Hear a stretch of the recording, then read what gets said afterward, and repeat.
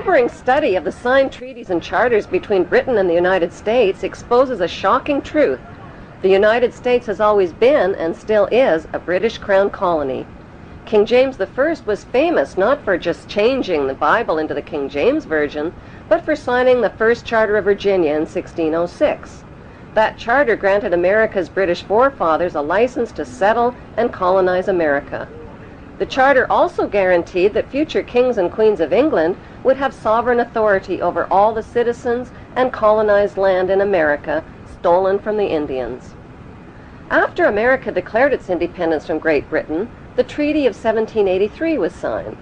That treaty specifically identifies the King of England as the Prince of the United States and contradicts the belief that America won the War of Independence. Although King George III of England gave up most of his claims over his American colonies, he kept his right to continue receiving payment for his business venture of colonizing America. If America had really won the War of Independence, they would never have agreed to pay debts and reparations to the King of England. When Congress passed the 13th Amendment to the Constitution, the U.S. President was made subservient to the King of England. The 13th Amendment is called the Title of Nobility Amendment and forbids U.S. presidents and their officials from using royal titles like king or prince or baron. For some mysterious reason, the 13th Amendment, which was ratified in 1810, no longer appears on current copies of the Constitution. America's blood-soaked War of Independence against the British bankrupted America and turned its citizens into permanent debt slaves of the king. In the War of 1812, the British torched and burned to the ground the White House and all U.S. government buildings and destroyed ratification records of the U.S. Constitution. 1 century later, a corrupt U.S. Congress committed the biggest theft in world history.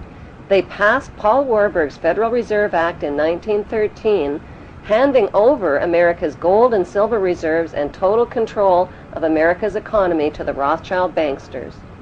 Most Americans still believe that the Fed, or Federal Reserve, is the government. It is not. The Fed is a privately owned banking system whose majority Class A shareholders are the Rothschilds, Warburgs, Kuhn and Loeb, J.P. Morgan, Rockefeller, Israel Seif, and the Lehman Brothers. This private banking cartel is the Fed and is never audited and never pays taxes. They print and design America's money, which displays their symbols of an Egyptian pyramid, a Masonic all-seeing eye, and the words "In God We Trust." Who exactly is the God they trust? They also collect American taxpayers' money through the IRS. Then they loan it back again with interest to pay for roads, bridges, and other public works.